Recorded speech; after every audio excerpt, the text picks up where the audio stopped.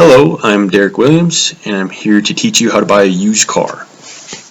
I've uploaded a PowerPoint presentation in the discussion post. You can follow along. I'll be referencing slides as we go.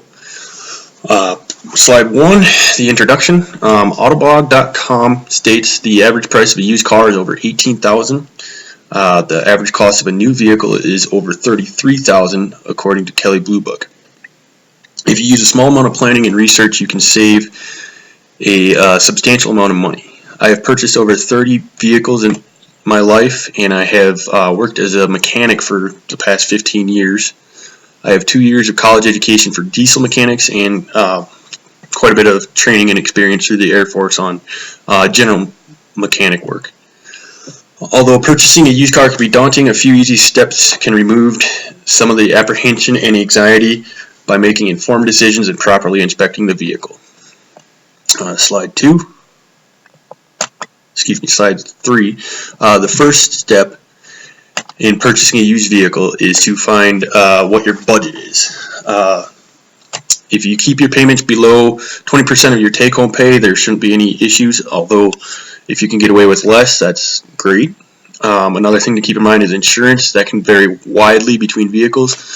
Sporty or performance models plus all-wheel drive, four-wheel drive always tends to cost more to insure. Another consideration is tax, title, and registration. Kelley Blue Book states that depending on which state you live in, 10% is a reasonable estimate for tax, title, and registration. I know that Colorado has a pretty substantial tax, and I know South Dakota had almost none when I bought vehicles there. If you will be trading a vehicle, you'll need to determine your trade-in value. Couple of good sources for this is Kelley Blue Book and NADA, the National Automotive Dealers Association. Those two are the industry standard for used car values. Slide 4. After you establish a budget, you need to determine what you need in a vehicle. How far you drive can make a big determination because of mileage can be a concern. Safety is another thing that can be very important to you, especially if you have children. Crash test ratings are available on iihs.org and safercar.gov.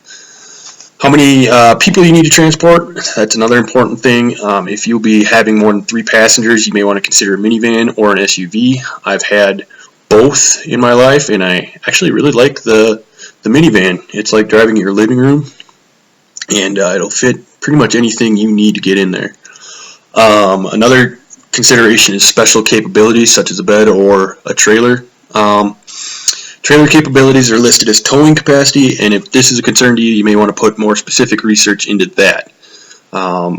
If you want a bed, how often will you actually use it? Moving companies such as U-Haul will have pickup trucks that you can rent for $20 a day or sometimes even less.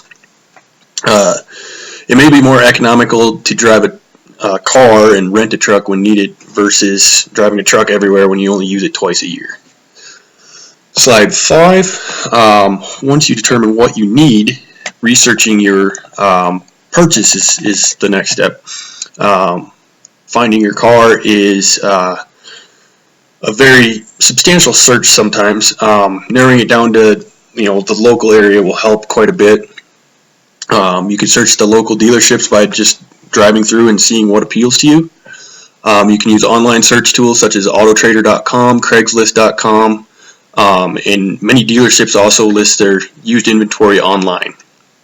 When you find a car that you like, ask for a vehicle history report. This can tell you if there has been problems with the car or if it's been in an accident.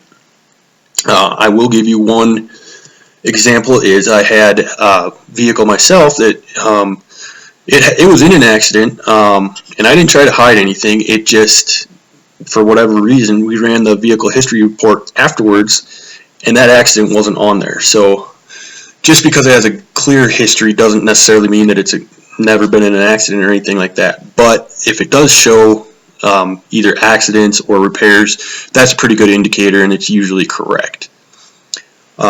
Do a thorough walk around and test drive. Listen for any clunks, any noises that seem out of the ordinary. Also, see if you actually like the way it drives. When you do your walk around, check for anything out of the ordinary. Of course, your nicks, scratches, dents. That can be a good indicator on how well the vehicle is taken care of by the previous owners. Another thing to pay attention to is the wheels. If there's nicks or scratches on the wheels, it can indicate that it's been hitting the curb, and there may be, alignment issues or problems in the suspension. Excuse me. After you do the test drive, and if you're interested in the car, ask the dealer or the private party, if that's who you're going through.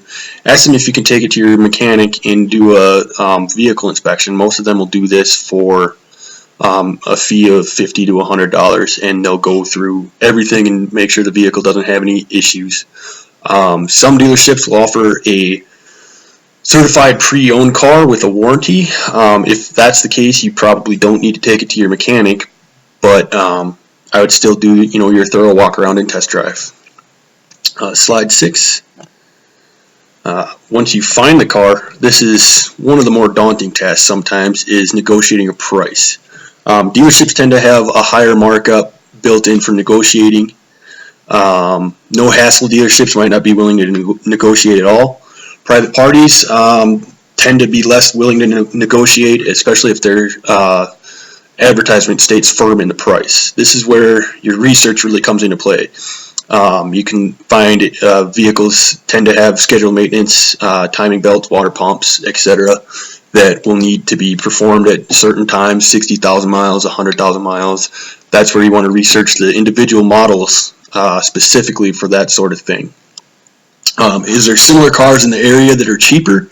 You may be able to use that and negotiate the car that you might actually want more. Slide 7.